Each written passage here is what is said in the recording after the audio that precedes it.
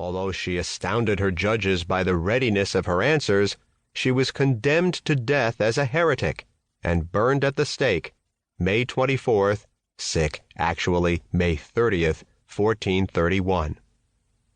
Why did the French king need to reconquer his kingdom? In fact, Charles VII had not yet been able to claim his crown. He was still considered only a dauphin, the eldest son of a king, even though his father had died in 1422. The reason is embedded in the causes of the 100 Years' War. This war was a series of battles, disputes, intrigues, sieges, occupations, and various other conflicts, fought almost entirely on French soil between England and France from 1337 to 1453, or even longer depending on the historian. Questions of royal succession, 5 generations of kings, illegitimate children, and France's sovereignty, England laid claim to France, then the largest and strongest European country, were the root causes. Michael the Archangel, Saint Michael, is revered in Judaism, Christianity, and Islam. He is invoked for assistance with spiritual battles of all kinds. He is often depicted dressed as a mighty winged soldier spearing to death the horrible serpent that cowers at his feet. A traditional prayer reads in part, "Michael the Archangel, defend us in battle. Be our protection."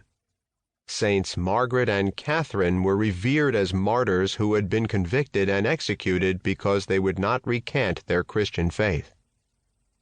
When Joan was sent by the yet uncrowned Charles VII to Orleans in 1429 at age 17, the king was desperate. He must have figured that nothing worse could happen to him or his country. Complete chaos ruled, as it had for generations. The entire French war effort was teetering on the brink of total defeat. Where could he turn? Here was a girl who said that God had been speaking to her for 4 years, through the voices of at least 3 saints. What did Charles VII have to lose? Joan's participation in the collapse of the 5-month-long siege and the freeing of Orleans was both morally inspirational to the French and militarily significant. It turned the tide of war, as more French victories followed. It took at least another 20+ years, but the French shook off the English. The long national nightmare, to paraphrase an American president in another context, was over. The end of the 100 Years' War was not France's last experience with occupation by enemy forces. The 2 world wars of the 20th century come immediately to mind. Interestingly, the United States enlisted Joan of Arc, her iconic image and aura, in our World War I fundraising effort. The initial supply of war bonds had been received so enthusiastically that it had sold out. While a new issue was being prepared, the Treasury Department devised a place-saving product that was marketed directly at women. On a now famous poster, a beautiful, vibrant, and armor-clad Joan appears with these words, "Joan of Arc saved France. Women of America, save your country. Buy war savings stamps." What did Joan earn from her effort? As my childhood devotional book says, she ended up in the hands of the enemy. She was tried and found guilty as a heretic because she would not recant that her voices had come from the angels and the saints, and therefore from God. She was executed by being burned at the stake, a common punishment for heretics in the Middle Ages. Let's remember, she was 19.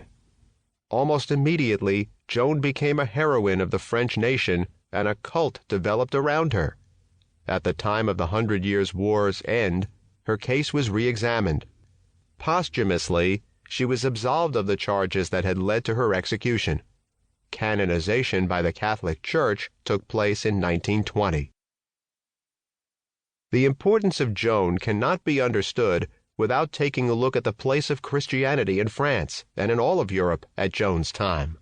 Christianity and Catholicism were synonymous. Quite simply, the Catholic Church in the form of the Holy Roman Empire ruled alongside the kings and queens, as it was intertwined with all official life. Personal life, too. Everybody was Catholic. including the combatants of the 100 Years' War.